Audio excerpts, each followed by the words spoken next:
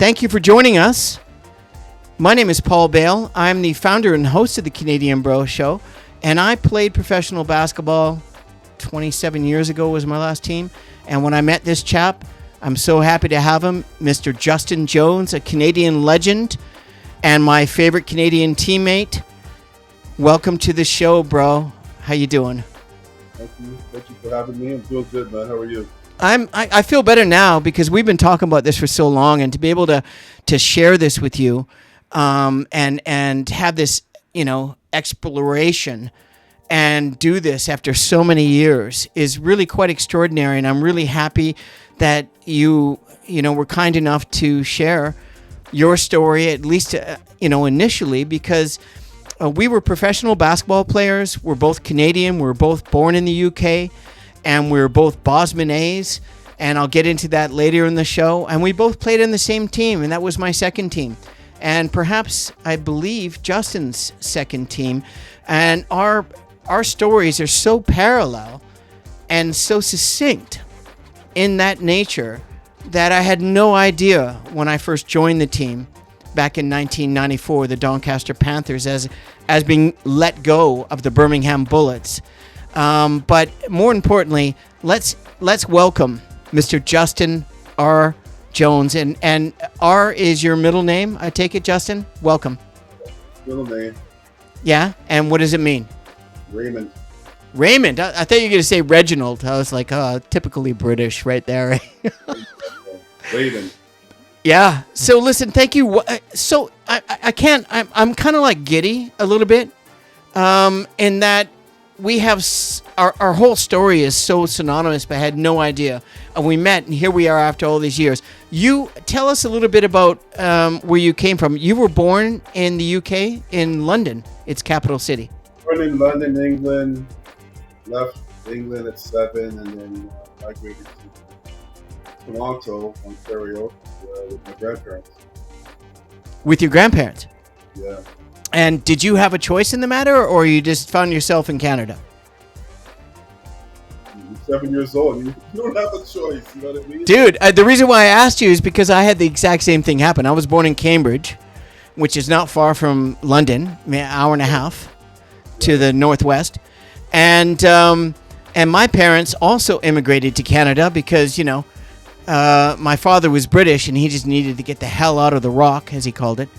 And he found out my mom was Canadian, and apparently thought our family was wealthy and influential, and he wanted to make a new move to get off the rock. And I immigrated very young, literally 1 year from Cambridge, and we landed in Winnipeg, like you, in the East Coast, Ontario. I believe you had mentioned in our pre-show. And then I ended up in Vancouver, thank God.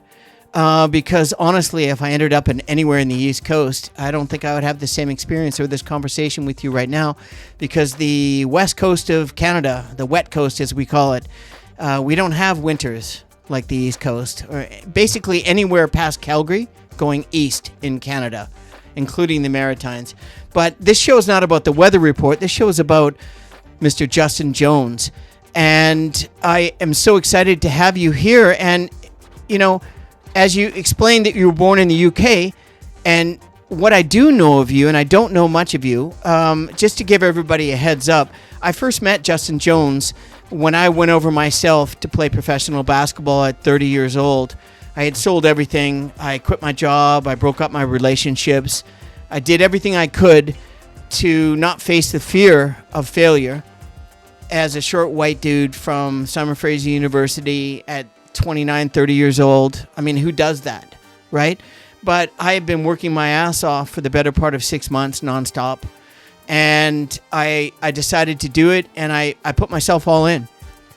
And I made it happen, and I bought a one-way ticket, and I contacted teams. I didn't have a cell phone. And I contacted every team in the BBL, which at the time was called the Budweiser Premier League. And the first team, I got a couple of teams to come back, but the first team to reach out to me was the Birmingham Bullets. And the owner of the time was an Australian brother team. Correct me if I'm wrong. It's been a long time. The Rublensky brothers. And what's his name? Rublensky? Thank you, Harry, and his Yeah. lovely wife Sarah.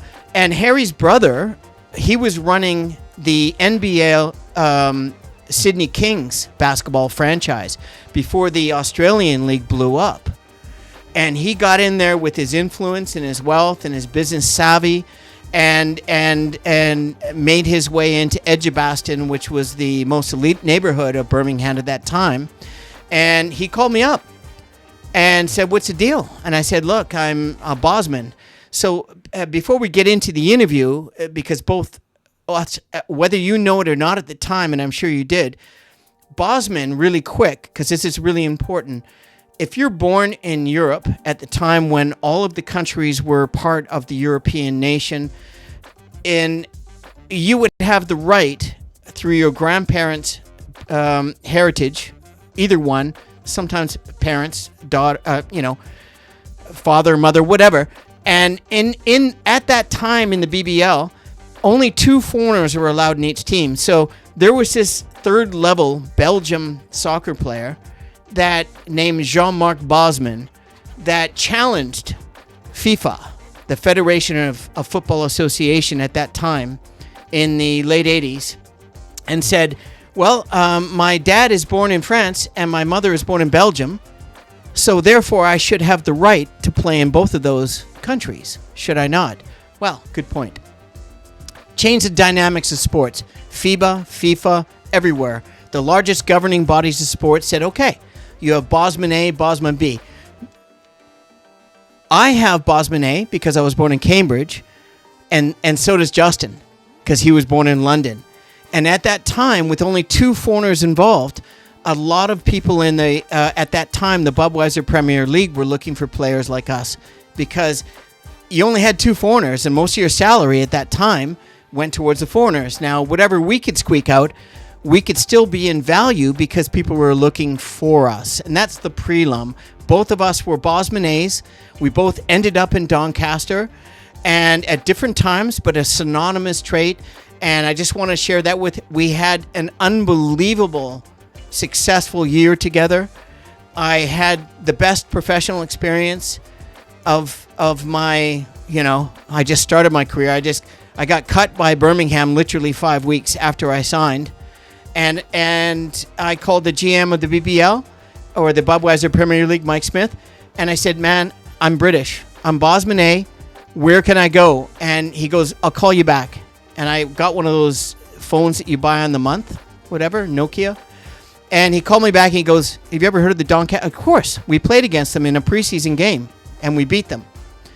They're interested in you. I was on a train, and the next day I met all of you guys for the game. I had literally that night, I landed at Doncaster, the Earl of Doncaster, and the next day I met all of my team at the Doncaster Panthers, and it was the most pivotal moment in my professional career, and I thank you for sharing that with me. I know it's 33 years late, bro, but I'm so happy to have you here, and I really want to talk about you and switch over to you. How the heck did you end up playing in the same team, the Doncaster Panthers, at the same time? What is your story? Please share with us your experience back east and growing up, high school, college, whatever your best things are. But if you want to talk about a professional, because this is about being a professional player, was it luck? Was it hard work? Or was it because you had a Bosman A? Or was it because you had all of the above and you were in the right place at the right time and you knew Kevin St. Kitts and others? Well, I mean, I think it was just being in the right place at the right time. I mean, at the time, before getting the quiet support of Birmingham, I had just run into Kevin and was working at Foot Locker. My son was just born, and wasn't really playing competitively. And said to him one day, I said, give me a shot. Now you weren't playing professionally, but were you in the UK or were you in Canada at that time? I was working at Foot Locker. Where? I wasn't playing basketball. I was playing just summer recreation, playing at Sheridan College, going to different gyms. In Canada? In Ontario, in Toronto. So how did you find yourself from going from Foot Locker? I mean, that's incredible, right? Come on. That is just, that makes my story look like fluff. That is incredible. I mean, I knew I could play, and I still loved the game, but I wasn't doing anything to the level that my heart was always with basketball. So, But that was later though, because you were an athlete before you found basketball, right? oh yeah, definitely. I've always been an athlete. An athlete since I was Right. So 3 years. why basketball though? And why did you just wake up one day and said, I want to be a professional basketball player? Or you realized that your job at Foot Locker was a dead end gig? Well, coming from England, my first love, I don't know about yours, but my first love was football, soccer, right? So, Yeah. Yeah. And I played soccer too. I was a goalie and a striker. I so for mean, me, it was just always something to do with athletics and the ball. So, um, migrating from England, coming to Toronto, and once again, you want to be involved with the other kids in the neighborhood, whatever. So it was street hockey. of course, And yeah. street hockey turned into floor hockey turned into ball Yeah. hockey turned into ice hockey. Yeah. So I played hockey up until I was like 14 years old. What position were you? What was your favorite? I played forward and I played defense. Okay. So that was just a natural progression because you want to be part of the community, you want to be part of what everyone else is doing. You want to Absolutely. So and then it went into like in the summertime, you ran track, you did long jump, and you played baseball. And luckily for me, You were an athlete. You just did 4 seasons of sports. nothing but athletics, running, jumping, tumbling, whatever, just playing. Right? So And let me tell you from a brother's perspective. I'm a light skinned brother. I wasn't the greatest skater, and I played ice hockey too. So I just chose to be a goalie. And I was like, I don't know, you followed Canadian hockey, ice hockey. Do you remember the goaltender for the Philadelphia 76ers? Flyers? The Flyers, I mean, who was just a complete hack. Not Billy Smith, I'm Bernie Perrant. Hextall? Hacks, oh my God, the hack. So I used to watch them. I hated them. I was a Boston fan, Bruins. And when I saw him, the way he controlled his, what do they call it, the goalie line? Greece. Oh my God. He was ruthless and determined and violent. And I thought that was the way to go. I got kicked out of hockey in grade 10 in the summer. They wouldn't let me come back because I got in so many fights. Because I thought I was going to be Ron Hextall. I was just hacking the shit out of everybody. But that's the era that we grew up in. That was Yeah. Yeah. Dude. Bench clearing balls and Yeah. Oh, totally. But I mean, and that's still how my mentality is to this day. Like I still have that 70s, 80s mentality where oh yeah, I noticed when we played against each other. So here we go. We're over. You're back east, and you had a good high school. Did you play high school basketball? I did play. Okay, so let me go. Let's start from the beginning of Sure, please. Yeah. my basketball journey. It wasn't clear cut. I tried out for the basketball team. I believe it was maybe grade 4 or 5. I was really tall for my age, and I went and tried out. The guys were. What was your true height? Like 6'4"? Yeah, 6'4". Well, I grew up pretty quickly as a child, so they encouraged me to come out and try out, but I didn't know what I was doing. So they put me at center. They made me jump. I jumped. I got the ball, and after you get the ball off a tip, you can't grab it. Anyways, I grabbed it because I'm taller than everybody, and I just started running with the ball. I didn't do it, and that's what everybody did. They laughed at me. Well, I mean, it's funny. Yeah, and I was embarrassed. And I said, you know what? I'm never playing this game again. I'm done. And I left. So you were embarrassed. Yeah, and I never went to play basketball again until. And how old were you at this time? Maybe grade 5, grade 6. So you're like 10, 11? Yeah. Yep. Yeah, well, I listen, I've got a traumatic story as well, but I totally get that. So what happened after that? You just focus on baseball and hockey, or were you a good skater in hockey? Did you learn how to skate properly? I was decent, but I was fast too. I did track, I did long jump, I did high jump. Yeah, you're an athlete, just like me. Yeah, I was an athlete, so I think it was maybe prior to me going into grade 7. Yeah. My grandmother took me down to Make Believe Garden to go Cool. see the Globetrotters play. We Oh, that's awesome. sat up way up in the nosebleeds, Of course. and I seen Curly Neal and these Meadowlark Lemon. I seen the original Globetrotters Yeah, man. Me too. doing their thing, dribbling and doing whatever with the basketball. It's exciting, eh?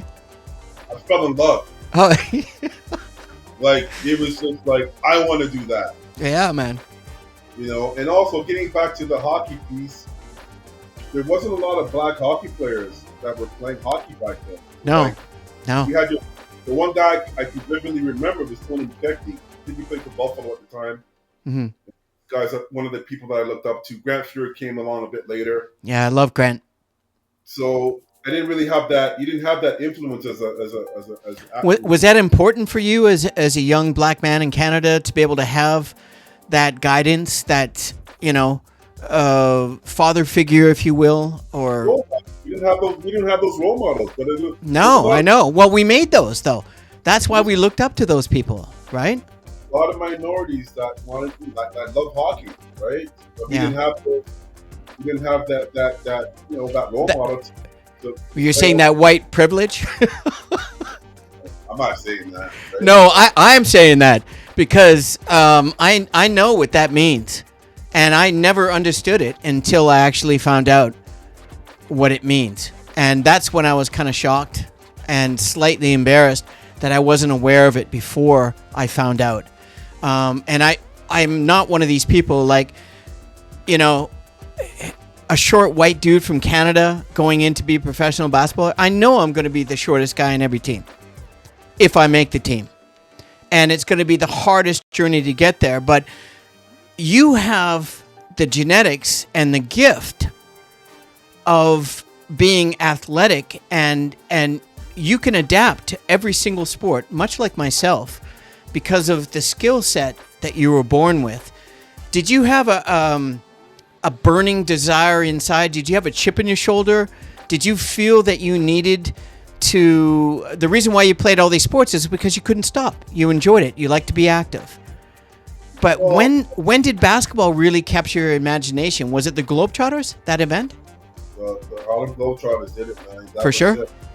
Wow. I was hooked. My grandmother, God bless her soul, she passed away the next day or two. I don't know if anybody that lives in Toronto knows the store. If you're like my age, Honest Dad's, right? It's like a cheap market store, world famous. We went to Honest Dad's, grabbed the ball, boom, put it in my hands, and that was it. Sweet. So what happened then? So when did everything change for you when it came to hoops? Was there a pivotal time where you can remember that you shifted from all the sports that you can do exceptionally well because of your gifted athletic ability, but then you decided that, look, this is something that it resonates with me? Well, the pivotal moment came when I grew up in downtown Toronto. We call it in the area called the Annex. My main subway station was Bathurst Subway, and I was lucky enough to have a boys club literally within walking of my house, and I had access to that gym whenever I wanted to. Yeah. So I was in that gym sometimes from like 10 in the morning till 10 at night by myself, or totally, with other mentors or other leaders in the club. And one of the guys, his name's Brian, I can't remember his last name, but he organized for our team against the boys club from Ohio. So they came down, we played them, and I must have dropped 30, 35. And the coach said to me after, he's like, "You need to come to America and play basketball." Yeah. So I just looked at him like, "What are you talking about? Like, whatever." And, So that was a surprise to you before it was a surprise to him? Yeah, I was just like, "What are you talking about?" That wasn't even on my radar. I'm just playing because I love to play, right? Yeah. So he gets my name and information, and I went to a basketball camp the following week. I don't know if it's still going on right now, but Olympia Sports Camp. And I called my grandmother, and she said, "You got a package?" I said, "Really?" She goes, "From where?" She said, "It's from this school in Columbus, Ohio." I said, "Well, open it." She opens it, going through it, blah, blah, blah. So when I get back, I check the package over. She looks at me and says, "Do you want to go?" You want to go to You Ohio? gotta love Grams, eh? Oh man, she was my biggest supporter. I know. She never went back from anything. She always encouraged me. One of mine too, my own. You know, she gave me some. You know, she gave me the best advice all the time. Yeah. The most love. Like, you know, she was The wisest, kindest advice you could ever imagine. Yes, like that. I owe that woman everything. Both my grandparents. So yeah, me too. Me too. Blessed and humbled. Long story short, PB, I end up saying, yeah, I want to go play for this team in Ohio. And so this coach was an American that was happened to be in town and was watching you play or heard about you? He was the coach of the opposing team. Okay. And was it like kind of an back east, like an AAU type of situation? Back then, it would be considered, now it would be considered AAU. Right, of course. But back when I played back in... It was primitive. It wasn't really quite there yet.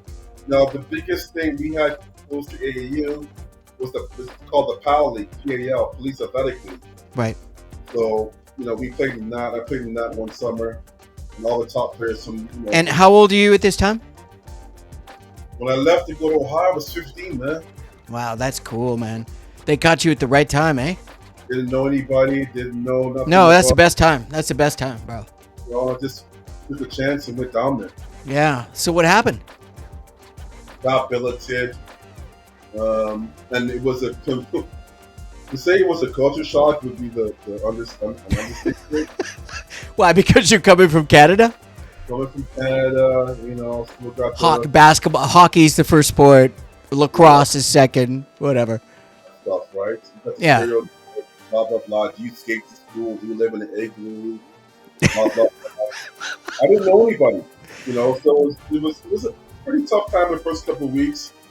There was a very high expectation because the team that I had played against had told everybody about me, and they expected me to be like 6'7" and blah blah blah. Well, somebody was pumping you up. Yeah, they were. They totally were. So when I got there, and I'm even thinking in my head, I'm going to come down. I'm going to do work. You know what I mean? Like I'm going to. Yeah. And hell yeah. No. It was no. Nothing like that, bro. Well, I had to start from scratch.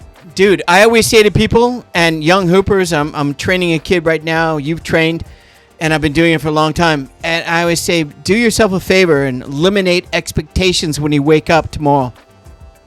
Eliminate it.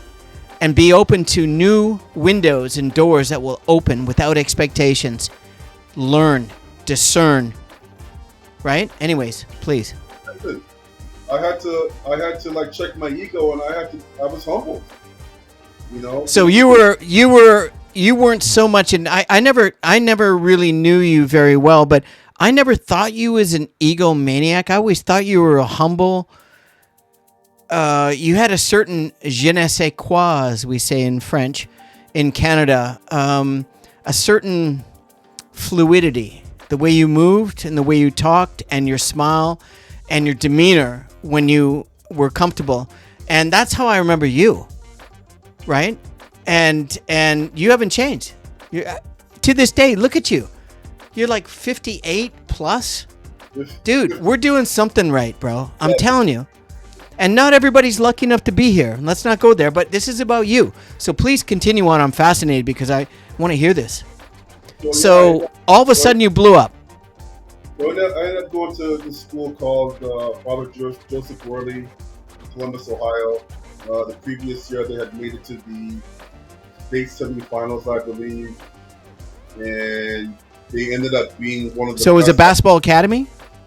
No, it was just a regular high school, Catholic high school. Small. And they recruited you to join their high school?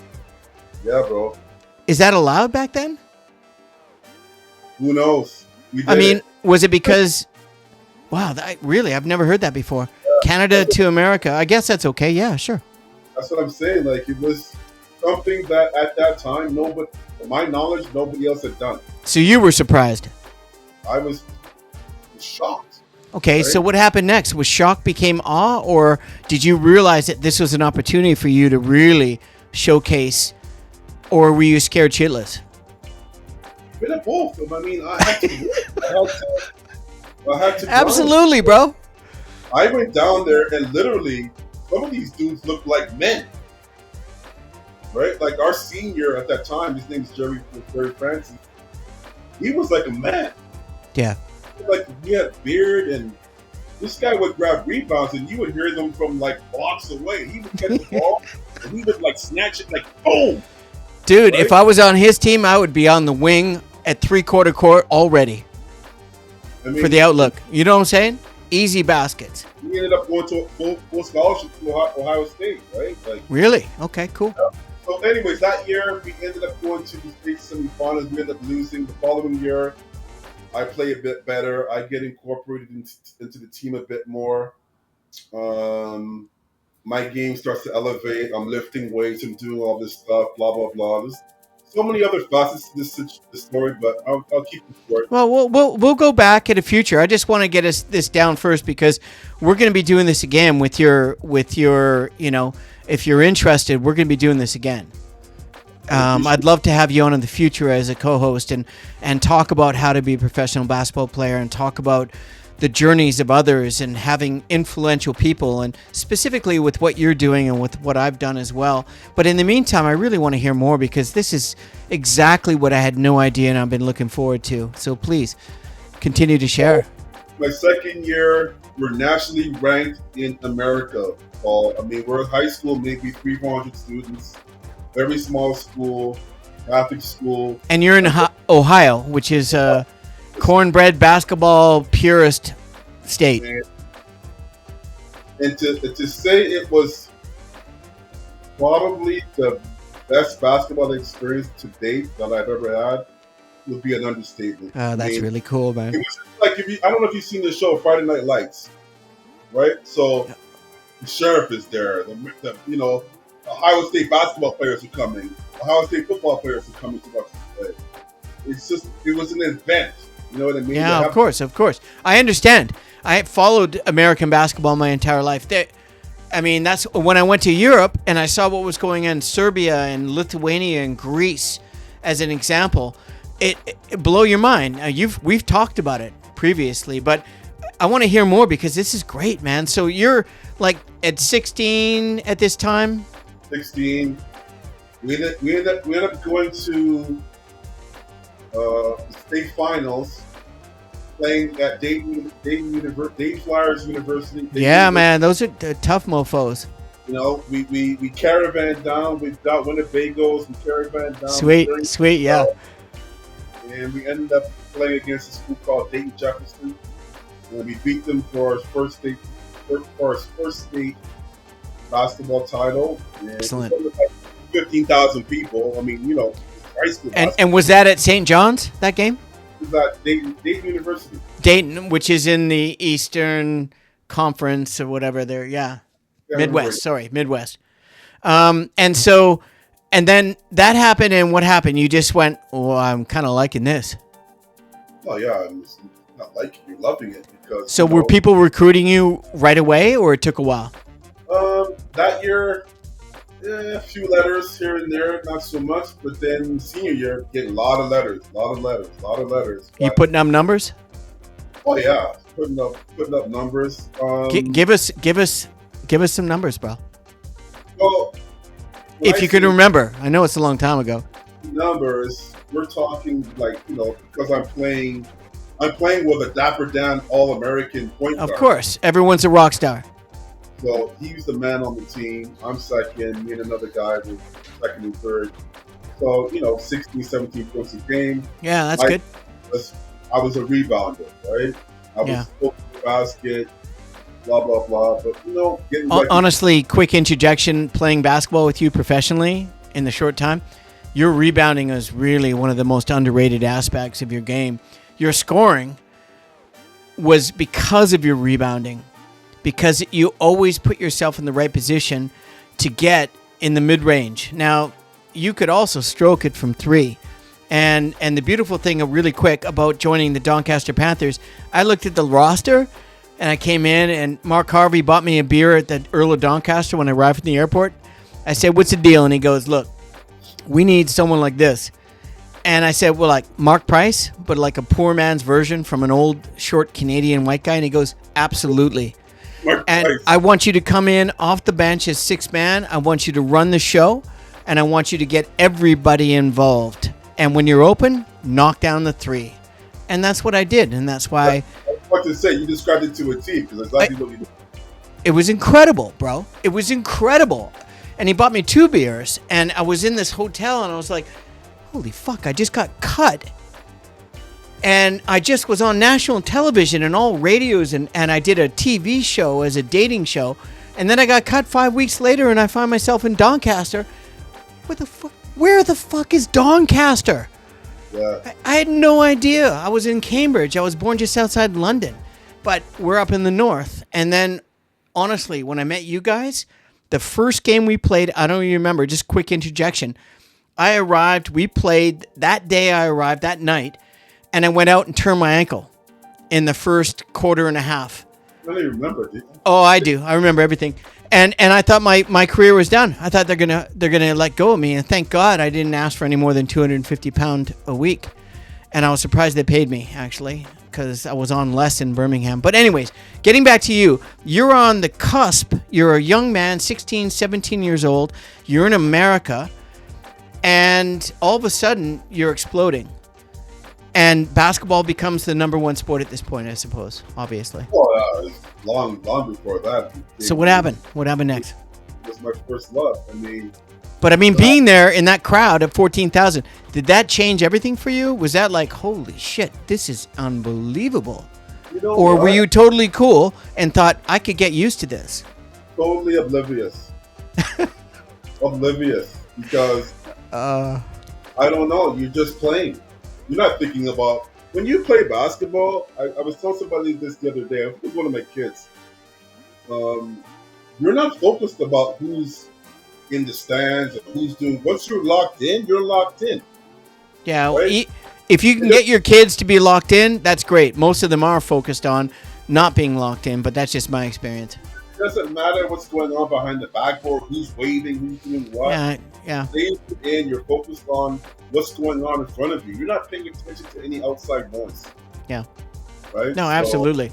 But, that's how teaching the art of basketball, being a professional basketball player, is a really finite way to allow young hoopsters, male, female, older, younger, doesn't really matter, the mental aspect of hoops. And we'll get into that later. But right now, you're in your prime. You're young and hungry. And all of a sudden, I would imagine at this point, you've rediscovered something that perhaps you had an epiphany that you might not have experienced before. And if you did, maybe you were actually manifesting that.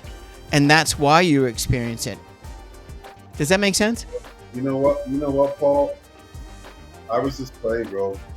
You just were so locked in, you didn't care. You're just like, well, that's incredible. So what happened next?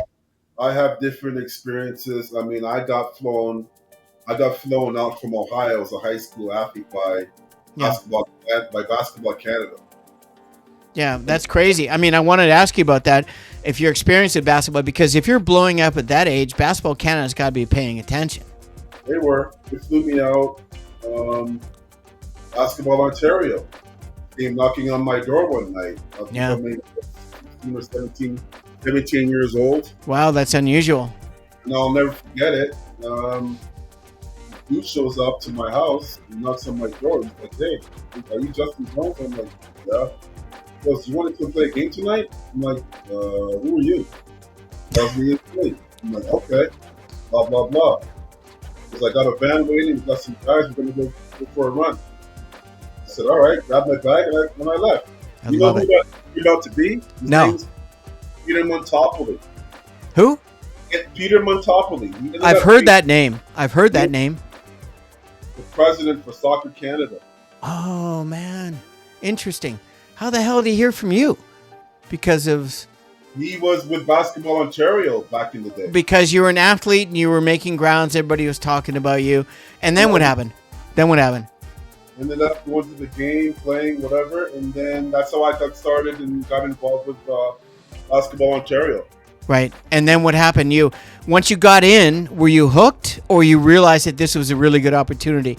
And because you were an athlete and you needed to be active, obviously, for me, without having sports, I wouldn't be here right now, to be honest with you. There's no way. I wouldn't be doing nothing else. Myself, personally. I mean, I didn't like school. I mean, No, I didn't mind. I was good in school, but I just honestly, when I found sports very young, I had to be a part of sports every day for my entire life. I still am today. Look, dude, I went 10K, maybe 8K. I don't even know. I've been sick for 12 days, and I went on a cleanse when I was sick, which is always a good time to do a cleanse when you're sick. And I did 8 to 10K in 45 minutes. I got home. For me to get in the shower and take my sweaty clothes off before I went into the bed for 45 minutes, I was just glad I didn't have a jammer. And it's exactly talking about with you and others about that journey and about working out and being active is I woke up from the nap, and I've honestly, here we are filming this show. I've been talking about this for the longest time. So, okay, what happened? So you're 16, 17, 18, everything explodes, and you're getting recruited, I take it. Yeah, getting recruited, but because of my academics weren't the greatest, right, I had which is not a problem for most athletics. Come on. limited options after a Well, while. You know how it works. I always think about, well, I don't always think about, but I just wish that we had academies when we were coming up. Yeah, I know, too early. Right? So, did you guys have 3-point lines? And when you were 16, 17 back east?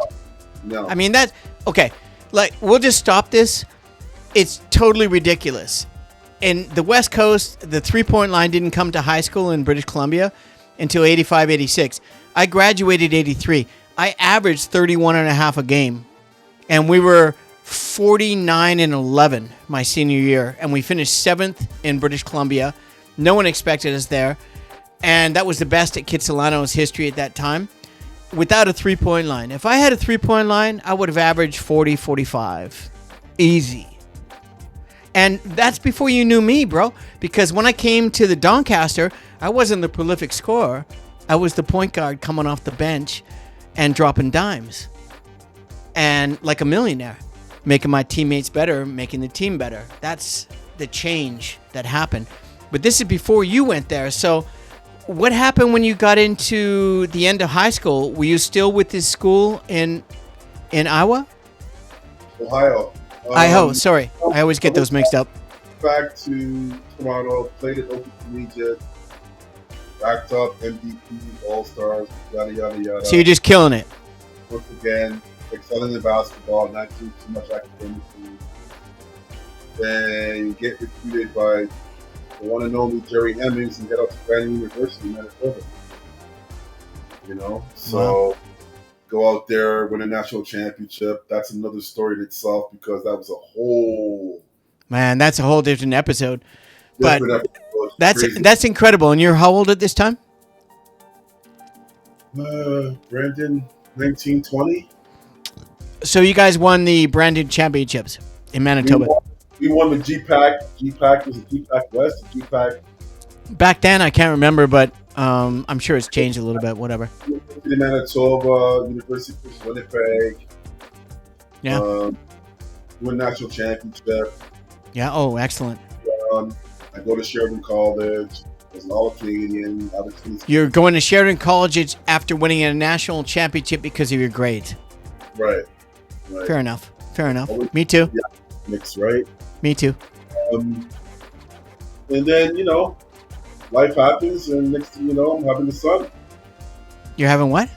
I'm having a child. So how old were you when you had your son? I was 23, 24. And how old were you when you played basketball in Doncaster with me? Probably in your mid to late 20s? Yeah, 24, 25. Okay, and then you had, so I didn't know. I think you told me eventually in Doncaster you had a young son. I do remember that. Although that's so long ago, but I have a really good memory. Anyways, so, man, and you didn't expect that. No. My God, that must have been a real shocker, eh? As a young man. Yeah. I mean, shocking in one respect, but at the same time, happy So to because see. of your background and how you grew up and your faith, it was something that was a little bit easier than perhaps most would have handled. Yes. Ah, there we go, man. I knew that. I love it. Me too. So I Me had too. that family. 100%. So Your faith and spirituality can be absolutely instrumental, and in my life always was, because I listen to my intuition. And a lot of what I've done in my life is intuition based. I don't believe in coincidence. I believe that if you work hard and you believe and you don't expect it, sometimes doors will open, and they certainly have for me, and it sounds like they've happened to you. So did that change your life significantly, or you found it to be, okay, this is something that I can really get into as a father and understand the growth as a man into the next stage of life? Were you scared shitless? the latter. Yeah, fair enough. Scared shitless, not really having any real direction. Just working, living, surviving, Falling into what everybody else is doing, kind of. just living my life, right? Yeah, So, fair enough, fair enough. you know, my son is born, he's 6 months old, and I'm happy, doing what I'm doing. And we'll get into your son later, because when we'll bring you back if you want to come back. Quite an extraordinary story, and we want to talk about that because that's part about being a professional athlete as well, which I think is really relevant to what we're trying to talk about. This is not just about being a professional basketball player. It's about being a professional human being. It's about being a professional athlete. If you have the opportunity and you've worked your butt off and you're ready and you're locked and loaded, that window of opportunity, believe it or not, if you don't already know before you start, is small. And smaller than you might expect, as we'll get into later, right? Way smaller. Right? And my window was 8 years. I didn't work for 8 years. I traveled. I would come back to Vancouver for 6 months, and I just played basketball, and I just traveled Europe, and my God, it was incredible. But getting back to you now with the child, and you're now in your late teens, early 20s. Did basketball still have a relevance for you because you were just a rock star? Nothing would change. People are still after you, right? Regardless of you having a child. I mean, at that point in time in my life, I was working at Foot Locker. I was there for 2 years. Right. And because you had to pay the bills, and now you got responsibility. They wanted me to be a manager at one of their stores. It's not a bad thing. Not a bad thing. But I was an assistant manager trainee, and some opportunities come up, and they thought that, you know what, you see something in you, and we want you to be a manager or to. It's nice to be wanted. Move up in the ranks in the corporation. Yeah, absolutely. I was just like, you know what? I'm not feeling it. just wasn't feeling it. Yeah, not surprising. And then the next thing I know, I run into Kevin, and I'm saying, "Yo, Kevin's 8 kids." But the thing was, when I told him that, I was kind of joking. Right? I was just said, hey, well, give me a tryout. Was this when Kevin was back in TO? He had come home and he came by the store. Yeah. And I knew him, he knew me, and it wasn't like we were friends type of thing. No, but brothers can be homies very quickly. Right. So I threw it out to him, and one thing led to another. Next thing I know, I was on a plane. And so what happened? He gave you a call. You remember the call? Yeah, he talked to Harry. He blessed me. So did any of the discussion before Harry, was it to do with Bosman because you were born in London? Because Harry knew the Bosman rule. It was already there. I don't know. Yeah, it was there. The Bosman rule was passed in late 80s, early 90s. Yeah, it definitely was. And I'm sure Kevin probably told him this guy's got a British passport. Right? Oh, of course. That's why that's why he was interested in me. Same thing. Right? It's stacking your roster with 2 more foreigners, Yeah. but not having to pay foreigner price. But at that time, prior to me going over there, I was not in shape. Yeah, you said you blew up a little bit, eh? I was like 250. You were dad weight. Yeah, very much so. So when I got there, I had to basically play at that weight, which was very uncomfortable, as you well know. Yeah. And it was very challenging, and I wasn't happy with my performances. No. Happy with the way I was playing. No. But Harry saw something in me. Wow, it's quite obvious. If you know anything about basketball, first time I saw you play when you actually took over a practice before our game. Well, we actually played a game before we had a practice. I played.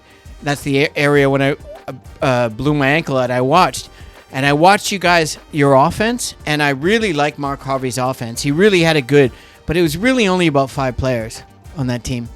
And you can't win championships or even get far in a professional league, in the Budweiser or the Carlsberg or the Super League or the BBL, whatever you want to call it, with 5 players. You need 8, right? And 7 minimum. Well, 8 helps because Mark is the 8th player, but he's a player coach, and he's 6'9". So it's kind of like he's void of the conversation. He's just a bonus. And he's also a Bosman, by the way. Yeah. So there was 3 Bosmans on our team. I think Greg was too. Was he not? Where was Greg from? No, Greg's from Chicago. Oh, yeah, I know. But Mazaluki, you're talking about? Yeah. Yeah, he's Chicago, bro. Yeah. Yeah. And fights from Pittsburgh and really and Juice is from New York, Brooklyn, I think. Right. And that was it. Me and maybe one other guy when they brought in Steve Merrifield, and they brought in another couple of guys that could fill in a little bit here and there. But really it was a 7-8 man rotation. And that's how it works. So then you talk to Kevin St. Kitts, and you've had all of this blow-up exposure. You're overweight. How does somebody go from the height, being overweight, and then all of a sudden you find yourself being a professional basketball player? You know what you can do, but you at 250, I don't even know how you are now, but when I met you, you were maybe 220. Yes. At 6'4", and you were rock solid. As far as I saw, I was like, dude's got a 38-inch vertical. He's got soft hands. He's ambidextrous. He's unselfish. He's smart. He doesn't get fucking pissed off. And he appreciates players like me dropping him dimes. And that was my job. My job was easy on that team. I came in and dropped. If you guys are open, I'll get you the rock every single time. And that's why we were winning, because we had so many different options. And I was so happy to have that and be a part of it. But so you go over and somebody believes in you and you're literally 250 and they want to sign you? Yeah. How did you make that impression? I have no idea. I mean, excuse me. Just playing, you're just playing. But so where were you playing when you were over there? Playing in tryouts, in men's league, in open runs? When I went to England with Birmingham? Before that? Yeah, before that I was just playing summer league. Men's league. Just men's league. Trying to keep in shape. But you're 25 pounds overweight. Man, it was so heavy. But still dominating. I wouldn't even say dominating, just playing. So how did you make an impression when you went over there? What was the first thing you can remember where you thought, wow, I'm going to get signed? Or did you care? Well, at that point, You didn't believe in yourself. You just thought, whatever. Yeah, exactly. Right? And I'm saying to myself still, I'm overweight and I know what I can do. Yeah, right? of course. I know what to do once I get in shape. But there was no time for that. But they still saw something in me because they wanted me to sign. But I wasn't happy when I was there. Yeah, fair enough. Well, you might not have been happy no matter where you were. I've been unhappy in many different places in my life, in the journey. But for me as a basketball player, I realized that I had this opportunity in this window. It was going to close. And I was only on small salary. I think the least I made was $250 a week, pounds. and the most I made was 500 with when they sold my rights from Doncaster. They sold me for £3,500, and this is after all you guys left. They didn't hire you back. You had no money, and they gave me 300 a week pounds. And the second time I beat Russell Saunders in Sunderland, I had like 28 and 22 off the bench. And Russell came up to me after in the game, and he goes, "You need to buy me a pint." And I was like, I've heard you're a bit tight and you're fiscally responsible, but you have a tendency to lean on your teammates for booze. He goes, "Shit, everybody knows." And he laughed. He goes, "You still going to buy me a pint?" So I bought him a pint. And we sat down, and he goes, "I want to sign you. I want you to bring over you happy. I see what's going on here. You guys had it all. I want to bring you up." I said, "Look, man, just make it happen." And they sold my rights for 35 and a couple of pints and a bag of chips. And I was on my way to Newcastle. And I had no idea the force of nature that Russell Saunders was. Did you ever get to know that dude? He passed recently, by the way. I mean, he was a hell of a player. Do you know he passed recently? Too young. Russ did? Yeah. No, I didn't know that. Yeah, he died about a year ago. Really? Too early, bro. That Ken Nottage passed away? Pardon me? No, Nottage passed away about a year and a half, 2 years before him. Then Russ passed away. Russ passed about a year ago. Yeah. Wow. The leading scorer of the BBL, the British Basketball League, or the Super League as they call it now. One of the greatest players I've ever played against. So when I first met him and he hired me and did all this thing and he signed me and everything, he goes, "I want you to take me out and you're going to get me hammered and you're going to pay for it." And I'm like, "Oh, fuck. This is the first time I get some money and you want to take my money?" He goes, "You don't have a choice. I brought you over. I believe in you. This is how we're going to do it." And then we started talking. He goes, "I know you know hoops. Tell me how much you know about hoops." I said, "Look, I've done my research. I know you were drafted by the Boston Celtics when the NBA had 12 rounds, and you got drafted in the 10th round.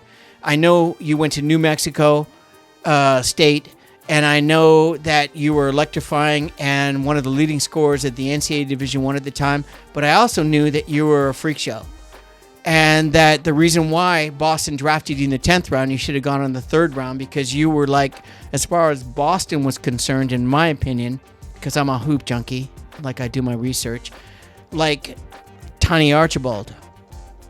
Boston looked at Russell Saunders as a Tiny Archibald." Okay. And Russell Saunders, as good as he was and amazing as he was, off the court, it just wasn't working out. But he had an amazing career. And I played with him on his 40th birthday, and we were on Sky Sports when I was with the Newcastle Comets. Right. And it was my send-off film. So I'm going to put together a film, and I'm going to put it on the Canadian Bro Show, and I want to do a segment on bringing back players, because as much as Russ was complete psychopath and crazy off the court, he was one of the best basketball players I've ever played against in my life. Oh, no, he was legit. Oh, but I mean, he would show up, and I don't want to say too much that's negative, but 2 minutes before a game against Sheffield in our brand new arena with Sir John Hall and the football team and the rugby team and the ice hockey team, the place is packed. He'd show up 2 minutes before the game, hungover, smelling like sex or whatever that is, and go out. He had 38 and 15 assists. Oh, easy. Dude, like easy. Like nothing. He was like, and it was incredible. And I just go up to him and I said, "Look, man, what the hell's going on?" He goes, "I can't share that with you. I'd have to kill you." And he would laugh and walk away. He was incredible. But anyways, getting back to you. So you're back in the UK, and your first opportunity to be a part of a professional team was with who? Birmingham Bullets. And do you remember the year? 93. Okay, that makes sense. Yep. And so what happened? How did you come? Was it Kevin St. Kitts that called Harry? We called Harry, fly out, go to Birmingham. playing basketball, not really happy, missing my family, missing home. Yeah, of course. It's tough. But But you're British. first time in my life, I'm experiencing some homesickness, right? I've Adversity. Unsure, and you're unsure. never been homesick. You know what I mean? I don't know what that means. I've never been homesick. Well, that's not true. But Ran into a really good dear friend of mine, Junior Alexander, playing for Doncaster. And Junior Alexander? Yeah, Junior Alexander. He was my teammate with the London Towers for 1 year. Yeah. My best friend. Nice kid. And God rest his soul. Yeah. They ended up encouraging me and recruiting me to come to Doncaster. And I went to come to Doncaster and these people. And they signed you and you're in. Amen. So were you excited at that time? You still have a young boy. You have financial obligations. And you're away from that and your family and friends in a foreign place. Mm-hmm. A lot of people don't understand when you're a professional athlete, it doesn't matter really what sport you're in, and some sports worse than others, but the mental side of being a professional basketball athlete is just one very important aspect of the whole thing. There's so much, and you have no idea, but if you're not prepared mentally, physically, emotionally, and psychologically, and in good shape, with the right positive mind frame, there's a very good chance you won't succeed, and you'll find out right away. Did you ever think about any of that, or you believed in yourself so much, being overweight, and you're still fighting, and you're a Bosman, that you knew that you still had an opportunity, or you thought, I got to go home?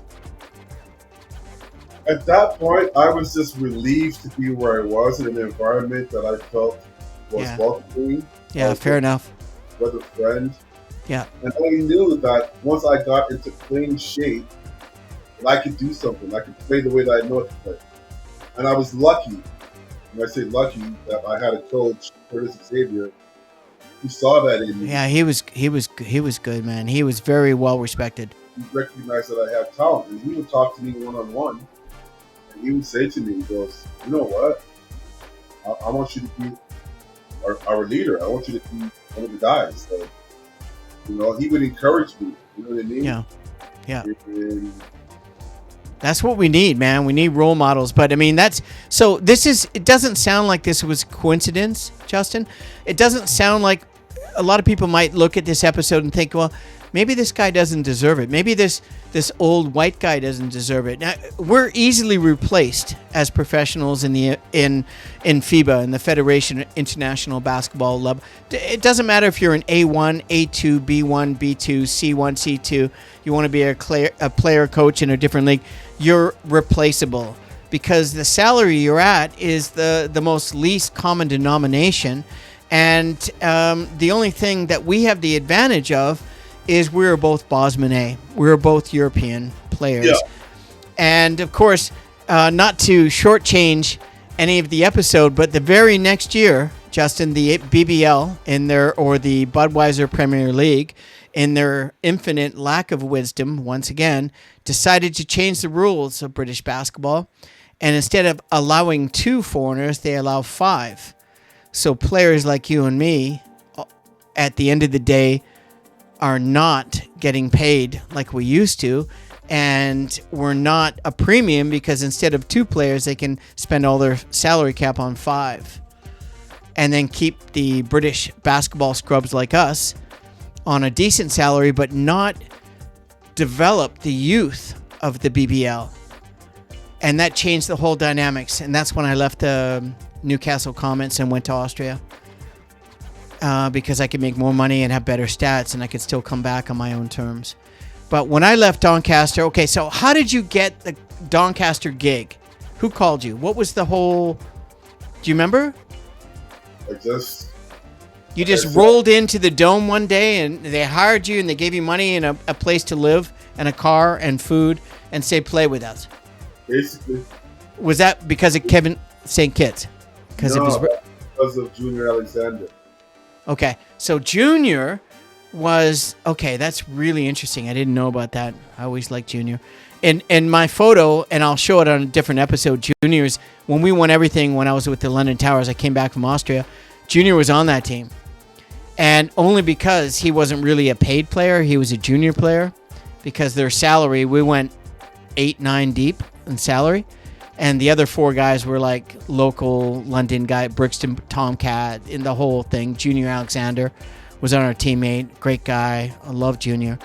And but I used to destroy him in practice, right?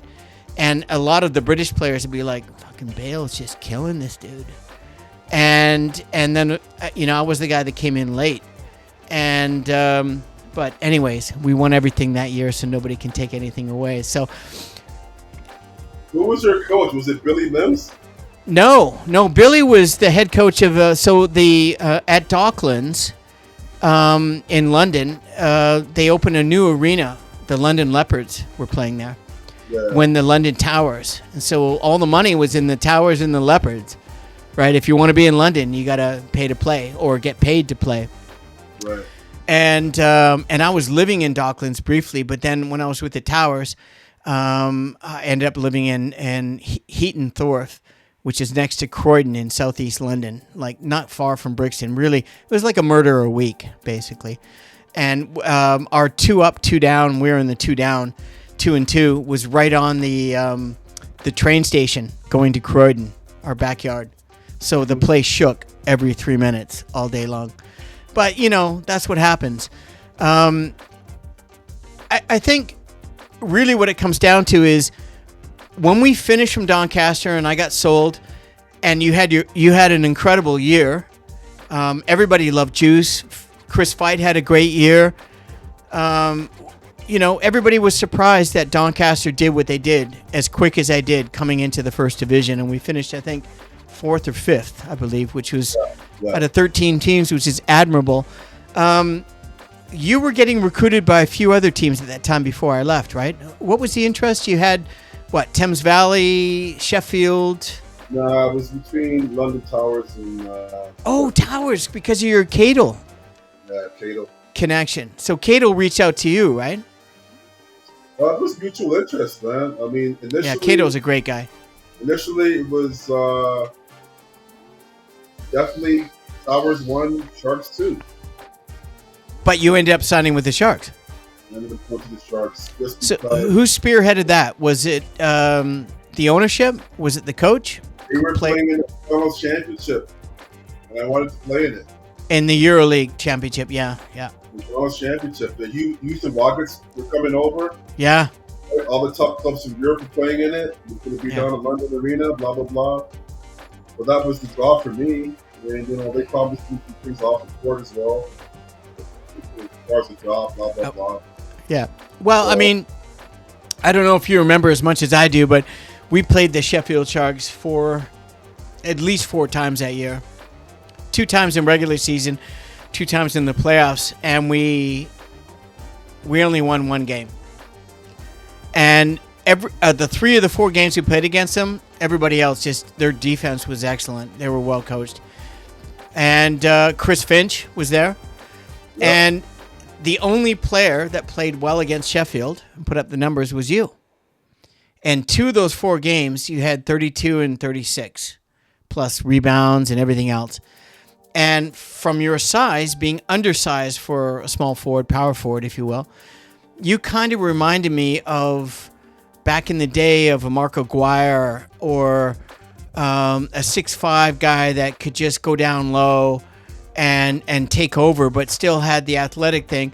And I knew you were going to sign with Sheffield before I left. Oh, no, that you were already signed, and then I came back and everybody else was gone. But you played with them the next year, and then what happened? Well, that's another... Was it a good experience? That might be another episode, bro. I think it might have to be. I mean, it's a long one. Yeah, no, fair enough. Anyways, it doesn't. We're in 5 minutes into this. We're gonna do this again. We might do part 2, but we're gonna bring you back. But at the end of the day, having this experience, is there anything that you want to share before we wrap this episode up? Have you enjoyed it? Are you glad you did it? Were you nervous? Was it kind of nice and cathartic to be able to share some of this and go back? Definitely, definitely. Cool, I think I cool. told you earlier that I had a mentoring session. I've recently got a mentor that I'm working with.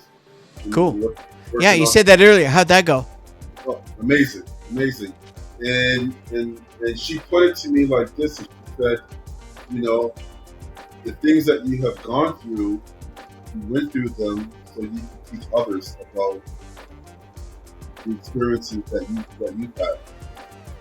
You know, the way she phrased it was just so eye opening because you go through these peaks and valleys, ups and downs, and you think, why did I do that? Yeah. Why didn't it turn out better, or why did it turn out this way? And it's to teach others that the pitfalls and the shortcomings and the good things that come from it, right? So I'm taking my experiences that I have, and I want to pass them on to other people, other athletes, basketball players in particular, and I want to get to the next level because I have a wealth of experience, and I know that I'm here for a purpose.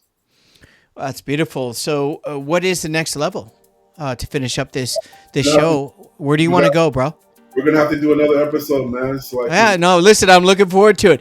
But in the meantime, I really appreciate your time. I know it's late. You've got mountain time, so he's got an extra hour. It's 10 o'clock plus in his time. And with the memory of Mr. Bob Marley in the background, probably my favorite reggae artist in my entire life, and listen to everything that him and his family, all of his kids, there's like 13 of them, and they're all incredible. I'm so happy and proud that you found the time. It's taken far too long, and I really look forward to chatting with you and the next episode and bringing you back as a co-host when we do this. We're going to do this series. I've got dozen, maybe a couple of dozen players and coaches and GMs that want to do this. Awesome. So if you're interested in being a part of it, and Absolutely. Oh, cool. And that's any way helping you go towards your goals and our goals, I'd love to have you back. But in the meantime, I can't tell you how special it is. I don't want to get emotional. It's incredible. Really incredible. Well, you got it done. Dude, it took a while. It took a while. But at the end of the day, my name is Paul Bale. I'm the founder and host of the Canadian Bro Show. This is the second iteration of the Canadian Bro Show, and that is all basketball with the Hoop Junkies, Pauly and Raleigh. And my co-host of the most, Trent Raleigh, is from St. Paul, Alberta. The same province as our great guest that we've had. Really an amazing interview and episode. This is the first episode of how to be a professional basketball player. The kindness and generosity of Mr. Justin Jones, my old teammate from 33 years ago, to come on and share this experience. It's been really incredible. We look forward to many more in the past. But in the meantime, before we go, we always like to finish up at the Canadian Bro Show. If you can just be kind out there and be generous and make somebody's life without expecting anything, do something kind. There's enough pain and suffering in this world. At the Canadian Bro Show, it's all about family, friends, kindness, generosity, and love. And before we go, is there anything you want to share, Justin? Paul, thank you for having me. I appreciate your patience, professionalism.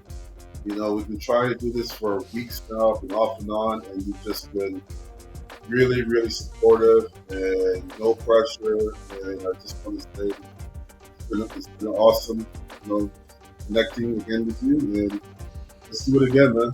Yeah, we're going to, bro.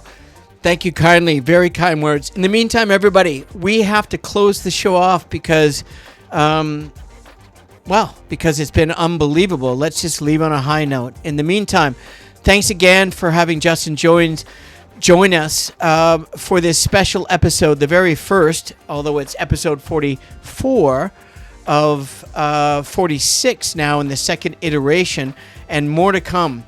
In the meantime, if you enjoy this content, please reach out and subscribe and like and comment and share. And if you're interested, if you have a child, a friend, an uncle, a grandchild, a nephew, a niece that you feel has special skills, reach out to us and tell us about them. And we want to talk and showcase the opportunities that we made, we manifested, and we entitled ourselves to have a small amount of success in a small amount of period of time, but we did it. And you can too.